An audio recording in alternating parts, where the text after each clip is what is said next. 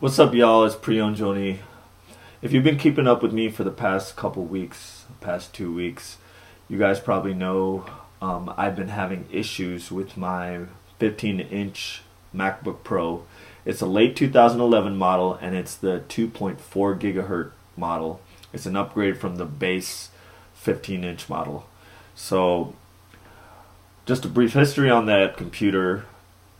Over the years, I actually purchased AppleCare with it, and over the past couple of years, the AppleCare was supposed to expire by November, and over the past 2.5 years, I've had some issues with the logic board. I had the first one replaced because the USB was being picky. I had the second one replaced because the video graphics card actually burnt out. I had the hard drive had to be replaced, and the display had to be replaced. So as far as the AppleCare, all those repairs have made purchasing the extended warranty program worth it. But I also know that whenever you do 3 major repairs, and usually it's the logic board, they should actually replace your machine. I went to the only Apple store in Iowa, which is down the street from my house at Jordan Creek, and I brought in my MacBook Pro. I told them go ahead with the repair. The issue I was having was it wasn't anything that was causing any problems. I noticed that the computer was a little hotter, fan was working it, a couple hiccups when I'm video editing where it would just like freeze momentarily, and the RAM seemed to be working harder than normal with almost no apps open, and even after I clear it, it's still pretty heavy. Usually, I had 16 gigs of RAM in that computer, and usually it's working about less than half of that. But right before I brought it in, it was only giving me between 5 gigs to a couple hundred megs left, give or take. So RAM was pretty full. As far as when I DJ with it, it didn't really seem like there was any major issue, but I wanted to take it in since I have AppleCare. When I took it in, I gave them permission to do any repairs because I didn't think that my logic board would be fried again. But it turned out they called me last Wednesday and told me that my computer was ready for pickup, and I asked them, what did you repair? And they told me it was the logic board. So I spoke to them, they checked out the history, and they decided to replace my machine. Now, my MacBook Pro was a $2,000 2.4 gigahertz model from late 2011. The price of that MacBook Pro was $2,000, and it had a 750 gig standard hard drive. What they wanted to do was replace it with an equivalent value Retina display MacBook Pro, which was released in October of 2013. However, the problem I had was the equivalent Retina display only had a small 256 gig flash hard drive, and it had 8 gigs of RAM. And the one thing I know about the Retina displays is that the RAM has to be upgraded at the time of purchase because it's soldered into the logic board. So what I asked the manager was if I could get the upgraded model, which is the 2.3 gigahertz MacBook Pro with 16 gigs of RAM and a 512 gig flash hard drive. And they said that is totally fine, I just have to pay the difference. And the difference was about $600, and I was allowed to purchase new AppleCare for the new machine. And as a bonus to that, I have a couple months left to the AppleCare of my original purchase till November, and AppleCare is actually going to reimburse me for those leftover months. So that's pretty awesome. Just a lesson for all to learn. Always get the extended warranty for an item that you use for work, especially if you use it for work. Whether it's an Apple product and you're using AppleCare, whether you're a Guitar Center getting pro coverage, it's always worth getting the extended warranty because they take care of you, and if your machine fails enough times, they'll replace your item. So we're getting ready to unbox this, but before I do that, a couple things that I have to get rid of. My 16 gig RAM chips from my last MacBook Pro are for sale. I'm going to sell these for $100 if anybody out there wants them. A thing to note is I had a late 2011 model, and Apple lists that it can only take 8 gigs of RAM, because I think, don't quote me on this, but I think during the time it was never tested yet if 16 gigs could work, but 16 gigs was later discovered to work. Something, if you actually read about the CPU on the Intel website, they say that theoretically you can do 32 gigs if they make 16 gig chips of this type. But anyways, I have 2 lifetime warranty DDR3 1333 megahertz RAM chips for sale that I took back from my MacBook Pro. I'm going to sell these for $100 if anybody wants them. And also, I have my case covers from my last MacBook Pro. The reason why I have 2 is because I bought one of these from Amazon. And what I like about them is that they're rubberized on the edge, and they're actually plastic right here. And they're rubberized on the edge so they don't scratch your MacBook, the aluminum body. However, because they're white, they get dirty easy, and I actually have a dirty one here, a stained one. And what I did was I bought another one, and I use this white one for whenever I have gigs that have a lot of photographers, and I don't want the stained one to go. So somebody just make me an offer, and I'll give you both of them. So that way you have a beater one and you have a nice one. Okay, so let's unbox this thing. I noticed that the package on this is actually a little smaller than the previous generation, and it doesn't have the cool little handle. So I had to carry this around the mall and have lunch, actually holding the bag like this, holding for dear life.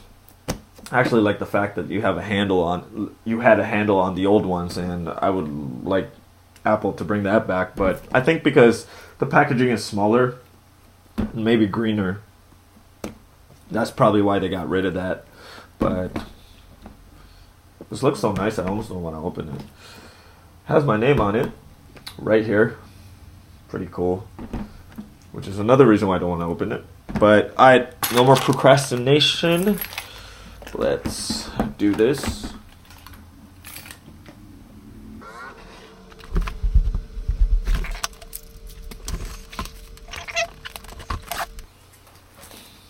Yeah, that new MacBook smell. Okay. So, let's see how this opens. Alright.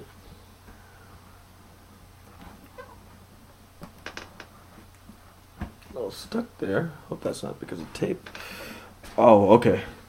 It's like, it's kind of like opening... It's like a clothing box, a gift box for clothes. Alright, it's beautiful. Okay, let's put this on my bed. But as you can see, it's really snug tight in there. I don't remember. Yeah, the last MacBook Pro box actually had foam inside to keep it in place, and it seems like this one doesn't use any foam at all. Packaging is tighter than the previous generations, and let's see.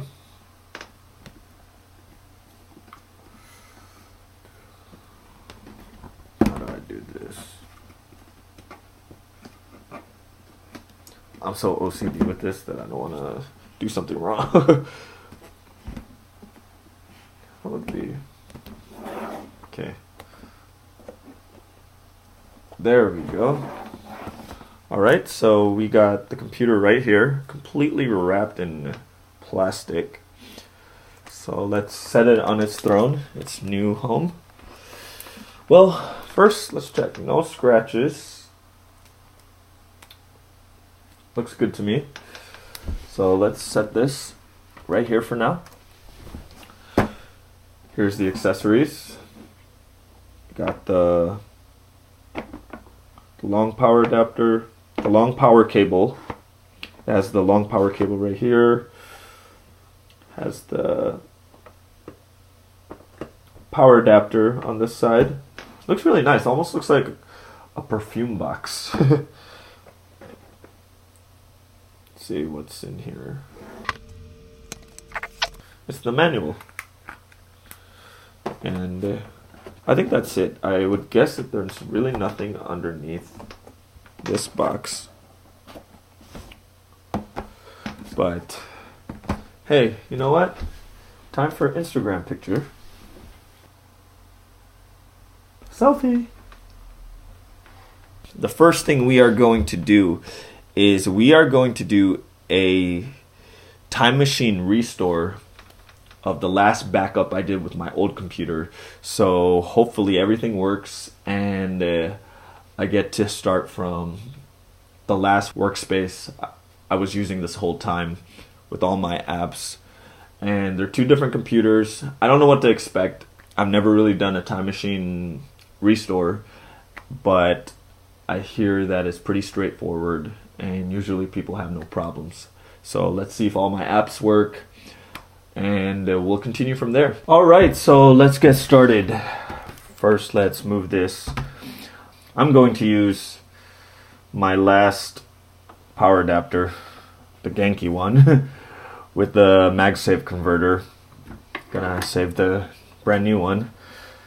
What we gotta do here is remove all this plastic, and kind of OCD with things, so I would say this little tab would probably be where I should start.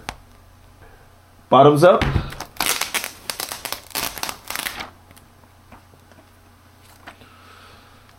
And I don't know about you, but I like to keep the plastic in the box of everything so that when I resell the machine, which is very unlikely, but if I ever sell this machine, I can make it look nice and sell it at a decent price. I can tell this is a little bit lighter than the last one, but I wouldn't say significantly, not noticeably. Maybe if I had both computers.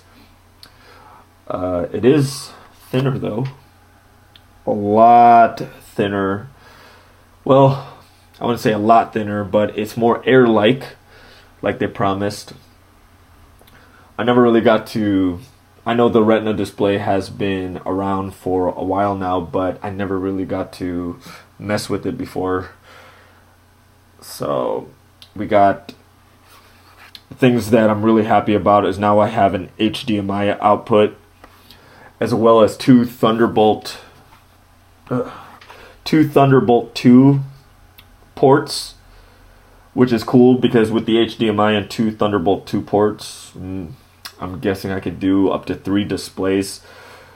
So, and the other awesome thing is, I'm getting fingerprints on this already, but the other awesome thing is that the USB ports are now USB 3.0, and I do have USB 3 devices that I've only been using with USB 2.0 because my late 2011 MacBook Pro, even though USB 3.0 was already available for PCs, it was just one update behind till the upgrade. So if I would have waited 3 months, I would have had either a Retina display or a second gen with USB 3.0.